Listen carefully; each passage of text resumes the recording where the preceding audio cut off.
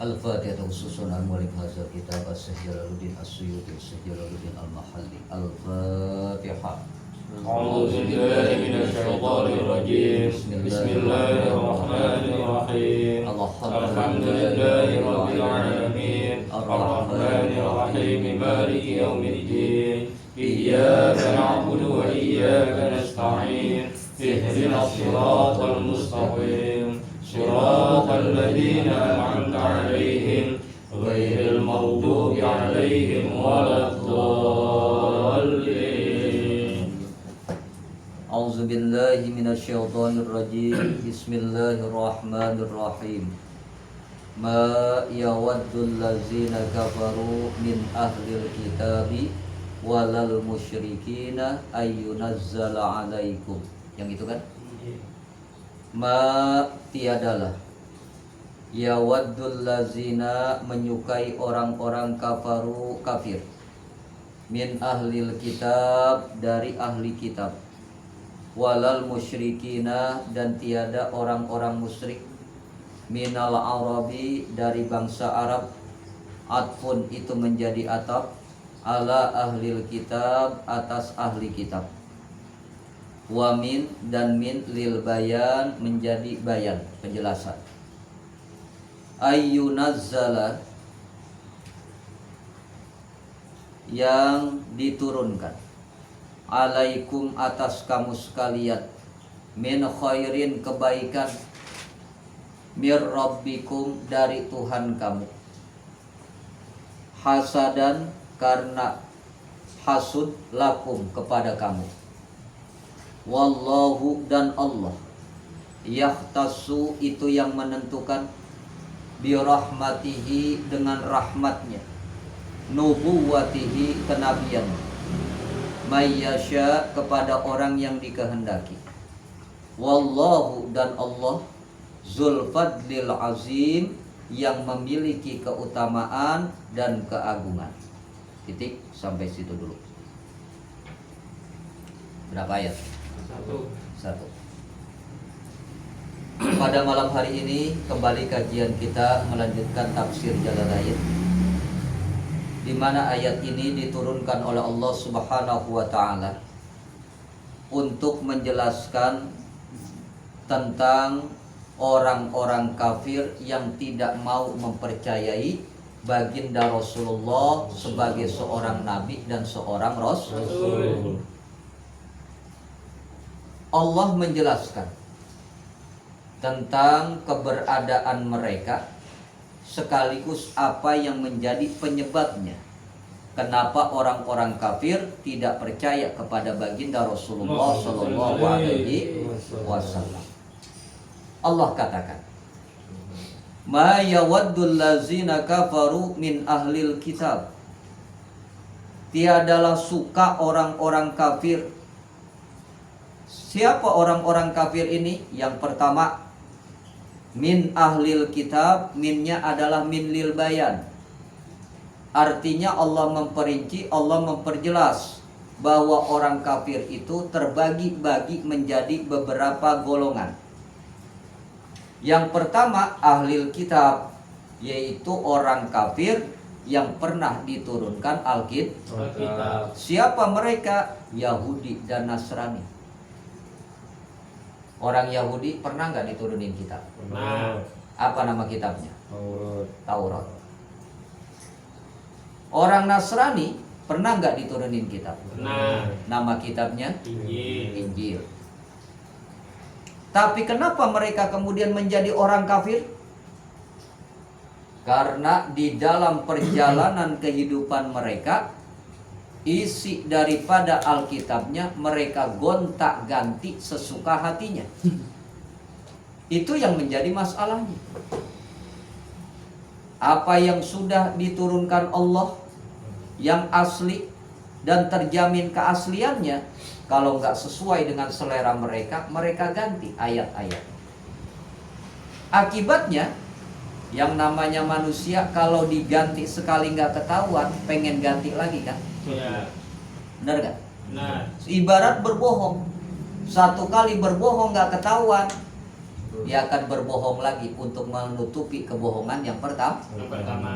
Besok nambah lagi nggak bohongnya? Nambah. Pasti.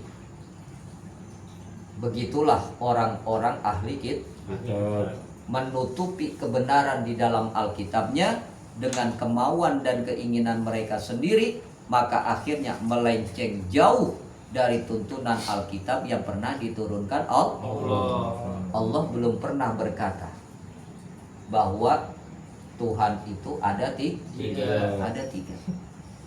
Pernah nggak Allah bilang begitu? Ya. Enggak. Dari zaman Nabi Adam, Allah mengatakan Tuhan itu cuma satu.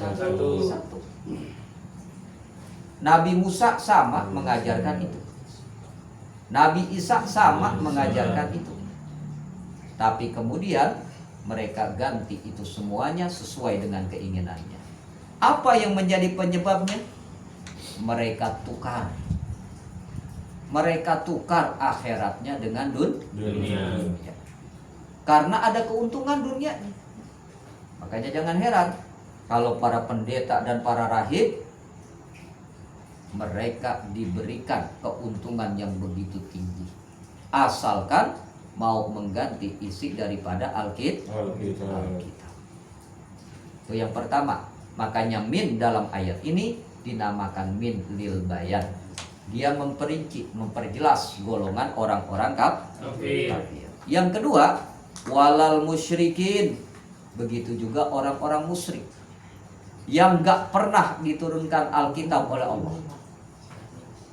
Tapi kemudian mereka pun tidak menjadikan Allah sebagai Tuhannya. Dan ini banyak nih. Kalau orang-orang musyrik tergantung. Contoh yang ada di Arab, bukan orang-orang musyrik yang menyembah berhala. Agamanya macam-macam. Ya, contoh di Mesir ada yang menyembah dewa Ra, dewa matahari. Ada menyembah dewa kucing. Agamanya apa? Hah? Agamanya apa? Ada lagi di Jepang yang menyembah matahari. Agamanya Shinto. Gitu kan? Iya. Nah di kita banyak kan? Kalau disebutin agamanya macam-macam. Lalu apakah ada Alkitab mereka? Ada. Cuma Alkitabnya nggak pernah diturunkan Allah. Boleh bikin sendiri. Ya. Bahkan ada lagi itu yang nggak tanggung-tanggung di kita, agama Jasud. Jawa, Sun. Gitu kan? Nggak tahu kitabnya apa namanya. Gitu kan? Ya tergantung. Mereka membuat agama sendiri. Nah mereka ini termasuk orang-orang musyrik karena nggak percaya kepada Allah dan nggak menuhankan Allah. Ada kalanya mereka nih menyembah pohon, menyembah setan dan lain sebagainya. Dan kemudian ayyunazzala alaikum, mereka orang-orang kafir ini nggak suka dengan yang diturunkan atas kamu. Apa yang diturunkan Allah kepada Nabi? Yaitu Al-Quran. Mereka nggak suka itu. Dan itulah yang menjadi penyebab pertama mereka tidak mau percaya kepada baginda Rasulullah. Maka orang yang nggak percaya ini, mereka lah yang dikatakan orang-orang kafir. Apa yang diturunkan Allah kepada Nabi? Khairin, kebaikan. Yang dimaksud adalah wahyu, yaitu firman Allah Subhanahu wa ta'ala. Bayangin, Nabi kita diutus di satu negeri yang pada zaman itu di peta aja kagak ada. Kenapa? Karena namanya cuma Bakkah. Mekah itu asal mula katanya adalah Bakkah. Apa itu Bakkah? Satu tempat yang menjorok dikelilingi dengan gunung. Maksudnya apa nih? Kalau tempatnya menjorok kayak begitu, yang dikelilingi gunung? Apa? Ya, sejenis jurang. Namanya Bakkah. Nggak ada yang kenal itu. Tapi kemudian di tempat itulah diutusnya Nabi terakhir, Terakhir. Nabi yang pernah mereka dengar dari zaman Nabi Adam sampai zaman Nabi Isa. Itu nama Nabi udah ada. Kok begitu? Iya. Contoh, Nabi Adam ketika mau tobat nih, karena melakukan kesalahan makan buah khuldi. 300 tahun tobatnya nggak diterima, belum diterima oleh Allah. Sehingga apa? Nabi Adam sedih bukan main. Pada saat sujud, Nabi Adam ingat, ya Rabb, ada di aras, di bawah tiang itu nama Allah tertulis dengan nama Muhammad. Dan Nabi Adam tanya, siapa itu Muhammad? Kata Allah, Muhammad itu adalah anak keturunanmu yang nanti akan menjadi Nabi terakhir. Dialah kekasihku, kata Allah. Dan siapa saja yang bertawasul, yang bersolawat menyebut namanya, maka aku terima apapun yang diinginkannya. Lalu apa kata Nabi Adam? Atawassalu, aku bertawasul dengan nama anakku sehingga aku mendapatkan ampunan Allah. Pada saat Nabi Adam meminta ampun lalu membaca sholawat kepada Nabi, baru diterima pertobatannya oleh Allah Subhanahu wa Ta'ala. Artinya apa? Di zaman Nabi Adam saja nama Nabi sudah dikenal. Zaman Nabi Nuh, ternyata apa? Tertulis di perahu Nabi Nuh nama Nabi Muhammad. 3 nama, bahkan 5 ada yang mengatakan. Nama Nabi, nama Sayyidina Ali, nama Fatimah, Hasan dan Husain. Sehingga perahu ini dapat berjalan dengan lancar. Dan itu enggak tanggung-tanggung. Ada yang mengatakan tuh 40 tahun Nabi Nuh berada di kapal. Bayangin, banjir 40 tahun baru kering. Kira-kira banjirnya kayak apa? Nah kita banjir seminggu aja ribut, ini 40 tahun baru kering. Banjirnya kayak apa itu? Ya. Nah di situ perahu Nabi Nuh baru sampai di Gunung Judi, sekarang di India, Himalaya namanya. Itu baru bisa mendarat di situ ketika bersolawat kepada Nabi. Artinya apa? Nabi Nuh kenal dengan Nabi Muhammad, apalagi Nabi Musa, apalagi Nabi Isa. Sehingga apa? Mereka mengharapkan kalau bisa nih Nabi terakhir dari golongan mereka, orang-orang Yahudi dan orang-orang Nasrani. Tapi kemudian apa? Allah turunkan Al-Quran kepada Nabi Muhammad yang terlahir di Makkah, satu tempat yang gak pernah mereka duga, dan dari satu bangsa, dari satu suku yang gak pernah mereka perhitungkan, gak pernah mereka kenal. Ternyata dari situ Nabi terakhir diutus.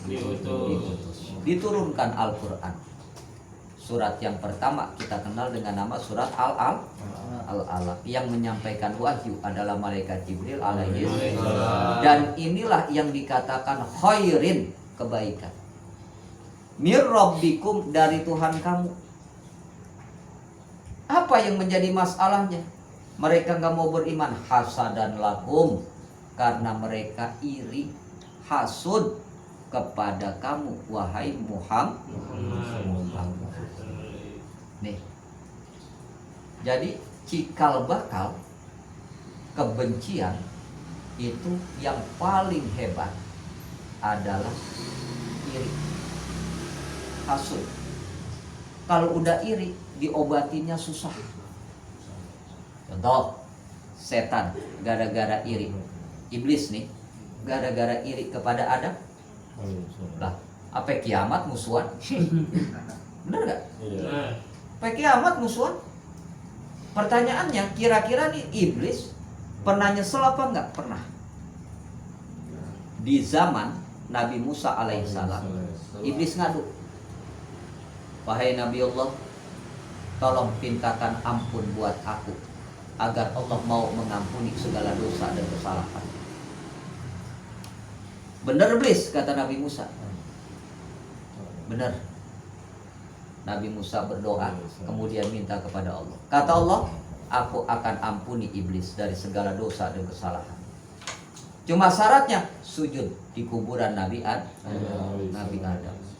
Iblis blenger. Tahu blenger? Apa kata iblis? Waktu Adam hidup saja aku nggak mau sujud. Masa sekarang udah mati aku disuruh sujud? Nggak jadi udah. Tuh, orang kalau iri begitu. Dikasih solusi, dikasih jalan yang terbaik buat dia, dan itu ada keuntungan buat dia, tetap kagak mau. Kalau sudah hasud, sudah iri. Itu setan. Makanya wajar kalau manusia yang mirip-mirip setan ya begitu kelakuannya.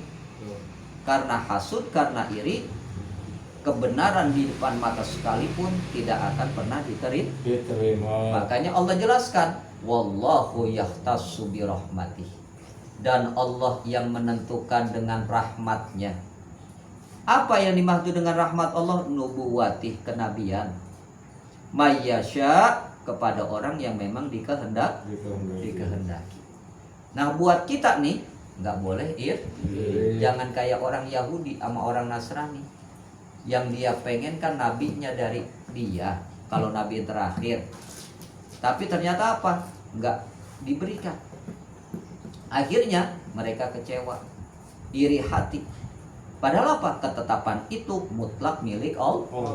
Allah yang berhak menentukan mau siapa aja.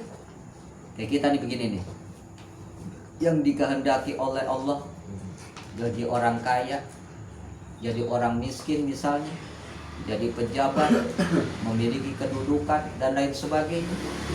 Itu kan Allah yang menghendaki. Kita nggak boleh protes. Jangan lalu kita ngelihat orang, ngapa dia sih bukan saya? Ada nggak yang model gitu? Nggak bisa. Allah yang menentukan. Lihat firman Allah lagi dalam Al-Quran. Watu izzu man tasya, watu zillu man. Allah yang meninggikan dan Allah yang menghinakan. Kita nggak bisa. Karena semuanya adalah kehendak Allah. Kehendak Allah. Mau protes sama siapa? Nggak bisa. Makanya kalau pengen kita mendapatkan kebaikan dan terhindar dari segala keburukan, dekati Allah. Jangan jauhin. Kita kan protes doang, deketin kagak mau. Benar? Ya Allah, ngapa dia sih bukan saya? Sembayang kagak. Benar? Ibadah kan pakai protes. Nggak bisa. Ibaratnya nih, ibaratin gampang. Bos lebih sayang kepada teman kita. Kita protes sama bos. Sedangkan kerja kita aud-audan. Kira-kira bos ngomongnya gimana? Hah? Ngomong gimana kira-kira? Marah kagak tuh? Pasti. Itu yang gampang contohnya. Kenapa? Kan terserah bos aja. Kita nggak bisa protes. Begitupun dengan Allah. Mau dikasih siapa saja terserah Allah. Yang penting apa? Kita nggak iri, nggak hasud dengan apa yang sudah diberikan Allah. Karena kalau kita protes seakan-akan kita nggak suka dengan apa yang diberikan Allah. Yang terbaiknya kita hendaknya mensyukurinya. Dan inilah yang dikatakan wallahu yahtassu bi rahmatihi may. Allah yang menjadikan Nabi Muhammad sebagai nabi dan rasulnya. Mau Yahudi protes, Nasrani protes, nggak ada urusan. Bahkan semua makhluk protes, gak ada urusan. Kenapa? Allah yang sudah menentukan itu.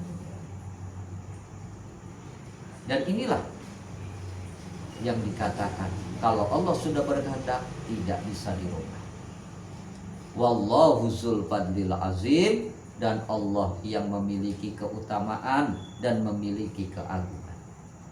Yang dimaksud, ketika seseorang menyadari semuanya adalah kehendak Allah dan Allah yang memiliki itu semua, maka dia akan menerima ketetapan yang diberikan Allah. Allah. Termasuk ketika Allah mau mengangkat seorang nabi dan seorang rasul, tidak menjadi masalah ketika makhluk lainnya tidak mempercayai. Dan itu banyak dan sering terjadi. Contoh yang gampang. Kayak Nabi Daud. Nabi Daud itu diangkat menjadi nabi dan rasul. Kalau dilihat garis keturunannya biasa-biasa saja. Kenapa? Pekerjaan Nabi Daud kan cuma tukang amal. Bapaknya ya petani biasa. Memang ada garis keturunan kenabian. Ketika Bani Israel meminta dipimpin oleh seorang nabi dan ditunjuk Nabi Daud, protes. Ya Rob, ini kenapa orang kayak begini yang jadi nabi? Coba bayangin.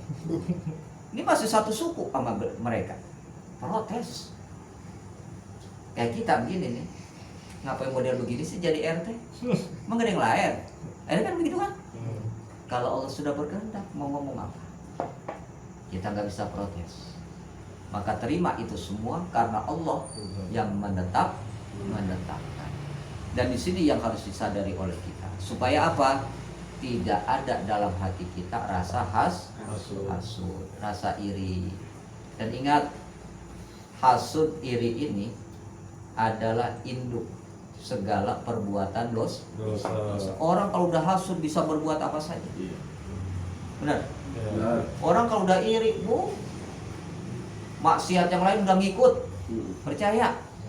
Maksiat mulut, maksiat mata, bahkan perbuatan. Kalau udah hasud begitu tuh. Akibatnya apa? Dosa-dosa yang lain ngikut. Nah kalau dosa lain ngikut apa kagak borongan? Bener? Kalau dagang borongan masih ada untung, lah dosa borongan. Coba bayangin. Nah ini buat kita. Jadi mari sama-sama kita bersihkan hati kita dari sifat-sifat ini. Supaya apa? Hati kita bisa terjaga. Ketika orang dapat nikmat, hati kita merasa bersyukur. Kan gitu. Ketika orang dapat musibah, ada empati di dalam hati kita. Kenapa? Karena jauh dari sifat hasud. Dan cara menghilangkan sifat hasud ya memang butuh latihan supaya bisa lahir keikhlasan. Itu. Dan memang sulit.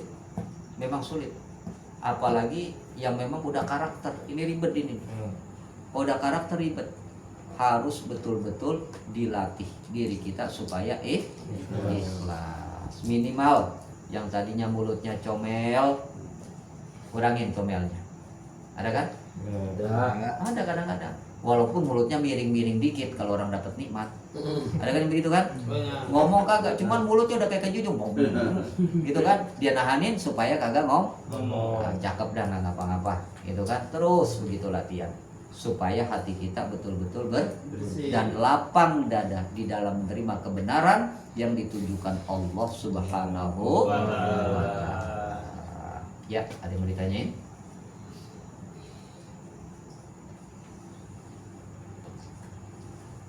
Bagaimana kalau orang yang suka memaksakan kehendak?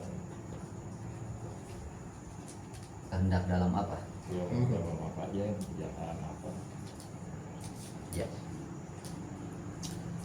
Perhatikan, modal di dalam hidup itu ada 3.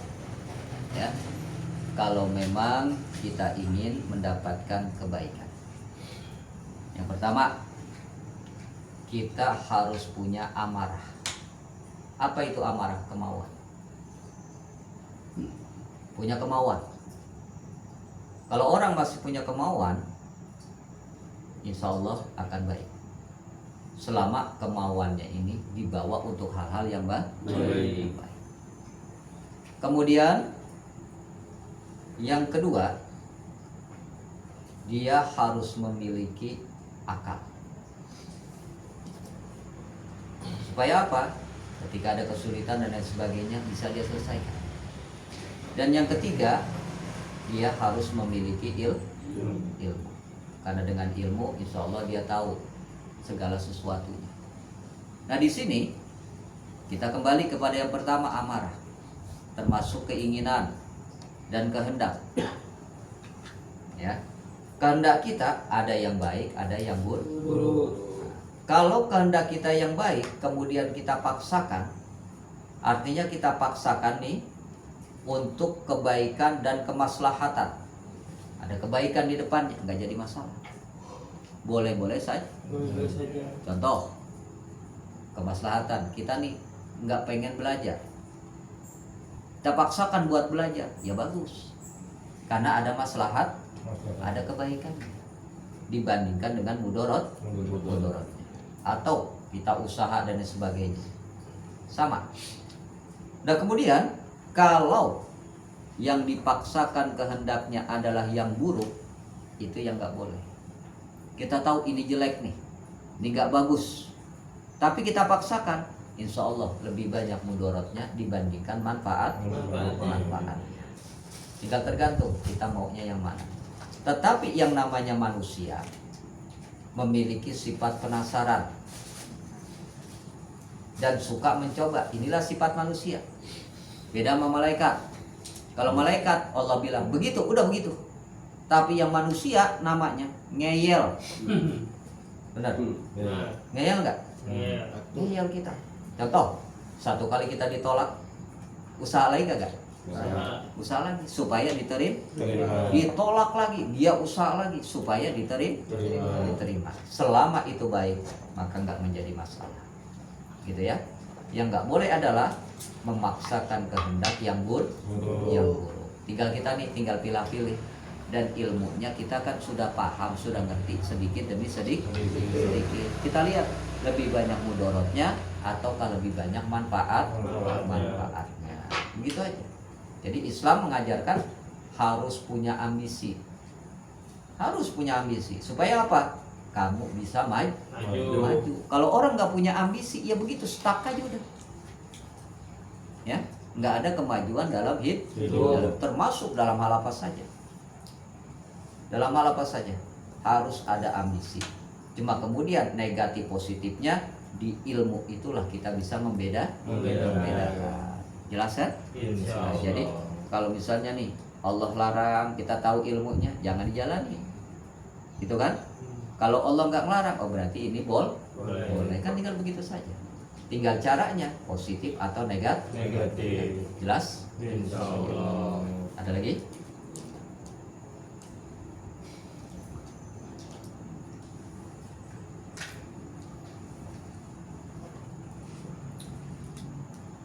Tanya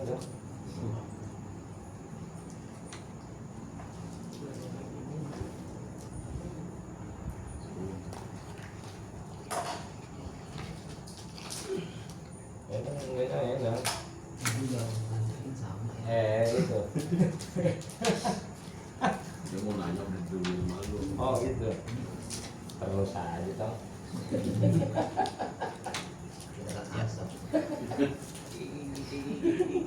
Kalau nggak ditanya lagi, kajian kita untuk malam hari kita cukupkan. Mudah-mudahan apa yang disampaikan bermanfaat buat kita semua. Baik, sama-sama kita baca doa akhir majlisnya. Bismillahirrahmanirrahim. Subhanakallahumma wa bihamdika asyhadu an la ilaha illa anta astaghfiruka wa atubu ilaik. Kurang lebihnya mohon maaf. Wassalamualaikum warahmatullahi wabarakatuh. Waalaikumsalam warahmatullahi wabarakatuh.